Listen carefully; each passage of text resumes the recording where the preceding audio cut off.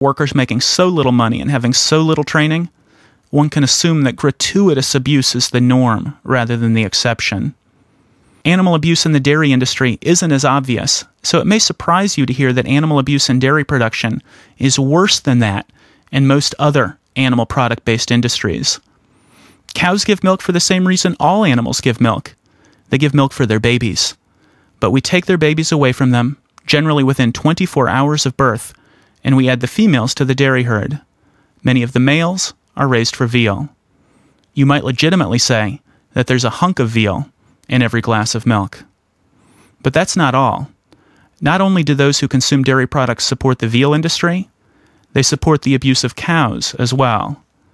Dairy cows now give about 4 times as much milk as they did just 25 years ago.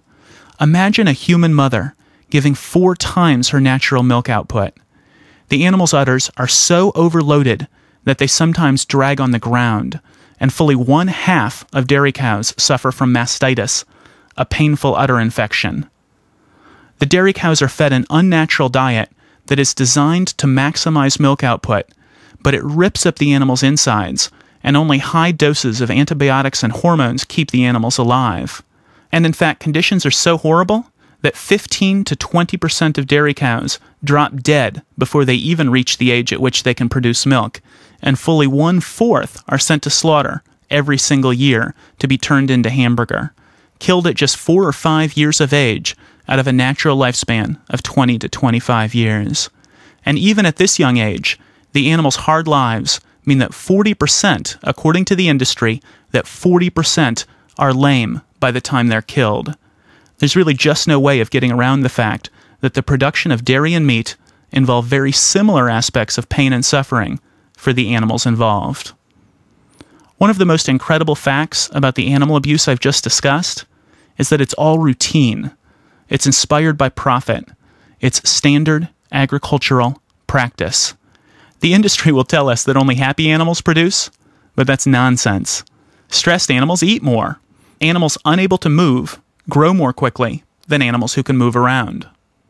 Mutilating animals and dosing them with hormones and antibiotics allows them to live through conditions that would normally cause them to kill one another from the stress or to get sick and die.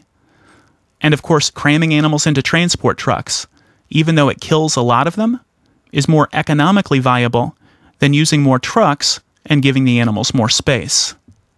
Once they're at the slaughterhouse, the low-wage, high-turnover workers are forced to kill at such a pace that animal welfare is entirely discounted. All right, then, what about fish? Well, fish aren't swimming vegetables. They may not scream out in pain, but they do experience pain. And this is really a physiological fact. It's not disputed in scientific circles.